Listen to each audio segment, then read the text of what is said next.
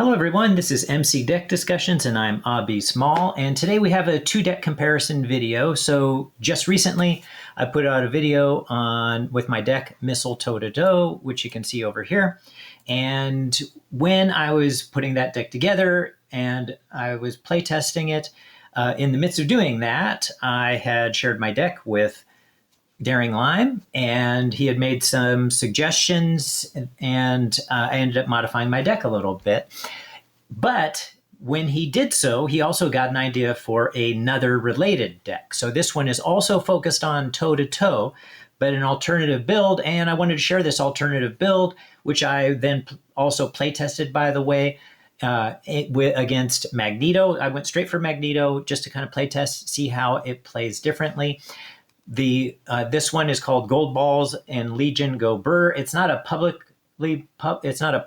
deck, so it's not publicly available. However, you can access this from the link. So I will be putting the link in my description of this video, along with the original one, in case anybody's interested in that one as well.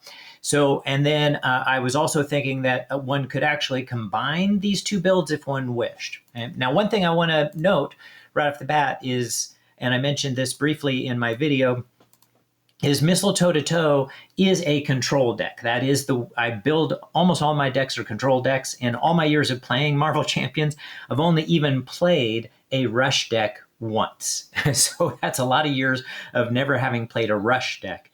Okay. However, I did mention that this deck plays a lot like a tempo deck. And because this low-cost toe-to-toe deals a lot of early damage, so even though this is a deck meant to be built up, so a control deck is built up, you control the board state, make sure everything's in place, then once you have everything under control, you go for your victory. And in this case, and with Bishop, a lot of times you'll do that with big burst damage, though not all the time. But in this case, with Missile Toe to Toe, that is how that worked out. So I ended up with this burst damage of 30 plus points in six of the eight games that I played. So it very much worked out that way. But I got to the victory very quickly. So I want to make note that when I played against Magneto with this deck, Magneto, it's not very often that you end up beating Magneto before he gets through his entire encounter deck, and I did both times. So when I played Magneto in Standard and Expert with Missile Toe to Toe, I finished the games relatively rapidly. He didn't even come close to going through his entire deck in either game. So Gold Balls and Legion Go Burr by Daring Lime was built specifically as a tempo deck, which means you are meant to be doing damage all throughout the game. You're still, controlling the board state, but you are getting advantage early, and you're doing damage to the villain throughout. And so you end up not necessarily coming to the end with big burst damage, though it's still a Bishop deck and can set up for burst damage if that's what you would need in order to defeat the villain in the final round. But that wasn't necessary in this deck. Basically, was controlling the board. So I'm mentioning this right away. So when I played this against Magneto, again, I did Standard and Expert, and the victories were very similar, just doing steady damage, controlling the board at the same time, but continually doing steady damage, and then getting to the final stage of Magneto and continuing to do that. When you're going for that final damage, you still go for as big a damage as you can get at the end. But it wasn't like one-shotting him at the end. It was, hey, got him to the third stage in the Expert mode, and then, did some damage and then finish him off the next round. But if a person needed that, they could kind of delay that final stage and build up for that big damage to finish it off, with a tempo deck as well. So what makes this a tempo deck is that lower cost overall of the cards, which let's go ahead and get into the differences between the decks so you can see that. So let's start off actually with the supports. These aren't showing up in the same way. Just a sec. Let's see if I can make them show up in the same way so that we can see the supports on both. Although maybe I'll just have to scroll down on one. Okay, I think it's because mine has a deck description. Maybe that's why mine's showing up differently, and this one doesn't. So just so you know, if you go to look at this deck, it is just part of the private collection for Daring Dime, so Daring Lime. Sorry about that. And so it wasn't meant to be one that was published, so you won't see a description in this. Okay? All right, so let's go ahead and I'll just scroll down then to the supports. So one of the things you'll notice is mine has 5 supports, his only has 4. Noticeably missing is the Bellerophon. So that's a 6 cost support. And so he has not only just 4 supports, but also instead of bothering with Avengers Mansion, which also a 4 cost support, he has instead Cerebro. So let's look at Cerebro real quickly, right? So Cerebro is a 1 cost support, and you can only play it if your identity has the mutant trait. So in this case, for the mutant trait for Bishop is only in his alter ego side, which is true for, I'm pretty sure, all the heroes that are mutants. And so you can only play this when you're on the mutant side, and that's also the action. The mutant side, which is the alter ego side. So that's also the action. On alter ego action, exhaust Cerebro, search the top 5 cards of your deck for an X-Men ally, search your whole deck instead if you control a psionic character, and add that to your hand. So I did find myself in both situations when I used Cerebro. Easy to get Cerebro out for just 1 cost. So sometimes I would look at just the top 5 cards, and other times, because there are a decent number of psionic allies in this deck, I could at other times search the entire deck. So let's go ahead and move from here to the allies then, since we've already mentioned them. So let's go ahead and look at the difference. You can see he has 10 allies, right? So you're meant to be getting those allies out regularly. Mine also has a lot of allies, 9 allies. So there's just a little difference there. But mine has that extra 4 cost ally, Wolverine, and his does not. And in place of that, and in addition, you might say, we have 2 important allies, which would be Gold Balls. So is an aggression, cost of 3, and has an attack of 1 and a thwart of 1, and a health of 3. But here's the important part, right? This is where this is meant to be a card that you're attacking with. Has this interrupt: when Gold Balls attacks, discard up to 3 cards from the top of your deck. Gold Balls gets plus X attack for this attack, where X is the number of cards discarded this way. So one of the fun things about this deck for me is I actually have never used Gold Balls in a deck. I've been wanting to for a while and just have never included it, never made the cut. But it was really fun using that in here because discarding those 3 cards and giving yourself 4 attack or however many you want to discard is very powerful. I mean, he ends up doing a lot of damage in a little bit of time, which is part of what makes this, leads to the tempo. Okay. And then another important card that was included was Legion, right? So a 3 cost ally, has 1 attack and 1 thwart, health of 3. However, he's a psionic. So first of all, that helps to, when you have, as I mentioned before with Cerebro, when you're in alter ego form, you can search the entire deck in order to find that. And you do in Bishop's deck, when you can, you do want to get a chance to take advantage of going to alter ego. I mentioned that plenty in my other video, so I'm not going to go into details here, but there is very definitely good reason to go to alter ego. So this Cerebro is a great card for this deck. So, and having multiple ones, so I already mentioned Legion. So Legion wasn't in my deck, but Legion's a psionic. So I also want to mention that Psylocke is a psionic, and I had times when Psylocke would be out in play for quite a while, and we'll describe why that is in a little bit. And then we also have in here, who's the other one? Professor X, right? Professor X is only temporarily out there, but it's still viable to have Professor X out there and be able to use Cerebro when you do in alter ego form, and be able to take advantage of, searching your entire deck for one of your allies. By the way, just a quick reminder, I didn't really emphasize this, but when you search for those allies, it does have to be an X-Men ally. I know I mentioned it because I read this, but just want to reinforce that. It has to be an X-Men ally because we do in both of these decks have Lockjaw and White Fox, who are not X-Men allies, so you can't pull either of those from the deck. Okay. All right, so with those cards in this deck, that led to some changes with regard to the resources. So if we look at my resources, as a reminder, I have 10 of those. And the addition, both of us have the standard one. So first of all, stored energy comes in Bishop's deck. It's part of his identity specific deck. cards, but we also have energy, genius, and strength. But here's where the difference occurs. In my deck, I added 2 copies of the Power in All of Us and 2 copies of the Power of Aggression. Very effective in this deck. The changes, though, here were appropriate changes made. So I want you to see that adaptation that was made in order to account for Legion's ability and the other one I just mentioned, and Goldball's ability of discarding cards from the top of your deck. That led to a change, removing these 2 cards, these 4 cards, the Power in All of Us and the Power of Aggression, 2 copies of each, and instead replacing those with 3 copies of Digging Deep. And that very much works the way you would expect it to. So when I got Gold Balls out, and/or ended up with Legion out, I did have times when I discarded cards, and I would end up with Digging Deep discarded. And Digging Deep has this ability as a resource card, and by the way, it generates a wild resource, has this response: after this card is discarded from the top of your deck, add it to your hand.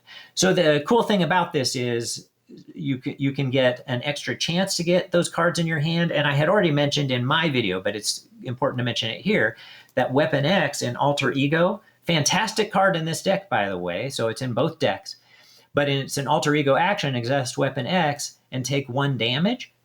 Discard your cards from your deck until you discard an identity-specific card, then add that card to your hand. So this is another chance, and this did in fact happen when I play-tested this deck, where Digging Deep might be discarded and added to your hand, whereas it wouldn't, normally none of your resources would be added to your hand when you use Weapon X, because Bishop's ability, as a reminder, on his hero side, right? So first of all, it's only on his hero side, but it also only occurs when he takes an attack, right? So energy absorption has this response: after Bishop takes an amount of damage from an attack, discard an equal number of cards from the top of your deck, add each resource card discarded this way to your hand. So that's the only way, and it has to be in hero form, that's the only way you can get cards into your hand using Bishop's energy absorption ability.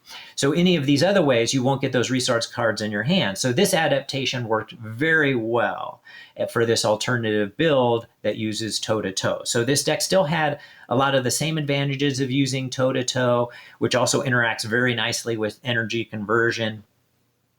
And the deck functioned just as it was supposed to, right? So in this deck also, Magneto did not make it through his entire encounter deck even once before victory occurred. It had a little bit harder of a time without the Bellerophon, if we had a lot of minions out there to deal with, but it dealt with them fine, right? 10 allies in here.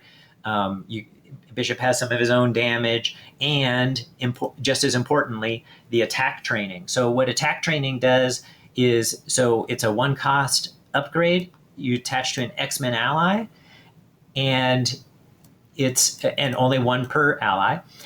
Attached ally gets +1 attack and +2 hit points. So what this did for this deck, which added to the tempo of it, was since it only cost 1, it was very easy whenever it showed up to get it onto one of these allies. So as an example, at one point I had it on Psylocke, and Psylocke has 2 thwarting, but now Psylocke ends up with 2 attack and has the ability, right? So Psylocke, big reason for including Psylocke in this deck is because of the psionic counters, where you can end up confusing the villain. But having Psionic out there with 2 extra hit points, and she already has 3 to begin with, so now 5 hit points, meant that she was able to be utilized very flexibly, even after she used up her 2 psionic counters, to attack a minion or the villain, or to end up thwarting any side schemes. So Psylocke ended up being very effective with that, and any other cards that end up with attack training on them, same thing. So it ended up being that you could just have those cards out there longer and let them do their thing, so which help to add to that tempo and still make it able to deal with, by the way, easily deal with those minions and side schemes that would show up. All right, so other than that, most of the rest of the decks are the same, but some important differences there. And I thought it was important for people to see, changing those resources made a big difference when a person goes with a build such as this that's going to discard more cards from the deck. and it worked quite well. So highly effective, both decks. I recommend trying them out, and even trying them out to see what you like or dislike about them, or combining some of the ideas of these decks could also work. Like when I first started my deck, I actually did have a couple of copies of Attack Training in it, and I decided to more focus a little bit more a different direction. But I did have those in my deck originally, and I could see combining these decks in some different ways and then adjusting your resources accordingly based on what you've decided to include in your deck. So highly recommend trying one or the other out, or using them as inspiration for your own builds. All right, so that's it for these. Oh, the difference I did find, by the way, I want to mention this real quickly. It was easier for me to find the cards that I wanted to in this build, because these extra cards that were like, especially when I had out Gold Balls, who's discarding, up to 3 cards at a time, those extra cards being discarded and several turns in a row did end up meaning that you would dump a lot of cards that you would have wanted to keep, and so didn't necessarily get all the cards you wanted. Not necessarily a bad thing, especially if you happen to get Gold Balls out early game, because, so I will mention this part that I said during the original video on Missile Toe-to-Toe, and that is if you discard 2 of your most important cards, right? So those are your upgrades. So let's go over here again. So Bishop's Uniform, I would say, is very definitely his most important card, but Bishop's Rifle also very important. And so this, after you resolve Bishop's energy absorption ability, exhaust Bishop's Uniform, heal 1 damage from Bishop for each resource card in your hand. So extremely important in this deck for when you're getting attacked. But just as importantly, it's a temporal card. So when you're trying to set up these decks early, you want these cards in your deck. You don't care if you get a lot of discarding in the beginning of the game. You don't care if you get Bishop's Uniform in your hand. I mean, sure, that's nice, but if you discard it, it's a temporal card. So is Bishop's Rifle, also a temporal card, right? So the weapon that'll deal damage based on the number of resources cards in your hand, right? And another couple, some other important cards that might get discarded as well, that also don't bother you too much, are the stored energy cards, as well as 2 identity-specific allies, Malcolm and Randall. All of those cards are temporal cards, which means you can get them back in your hand when you go to Alter Ego side, because, as a reminder, his Alter Ego ability is temporally displaced, has this response: after you change to this form, add a temporal card in your discard pile to your hand. So discarding those cards is not necessarily a bad thing, especially early game. It could actually help with some of your setup. Okay? I did find overall, I was able to get more of my resource cards in hand with the Missile Toe-to-Toe deck. So if that's something you were really focused on, I did just find that worked more in this deck. Partly, and I think it was mostly because I wasn't skipping some of these other cards that were non-Bishop cards and getting them into play, especially the Bellerophon, but also some of these support cards. And so I was able to get more of those resource cards in hand, but it also didn't matter that much either. So it could depend on what you would like to see happen in your deck, because this tempo deck did what it was supposed to do and brought victory in the games against Magneto, and which, and I knew it would, because, it had enough similarities to this. Bishop is a very strong hero, and so it's a good deck. I recommend. Again, I recommend, depends on your purposes, depends on how creative you want to be with your builds, what you want to use for inspiration.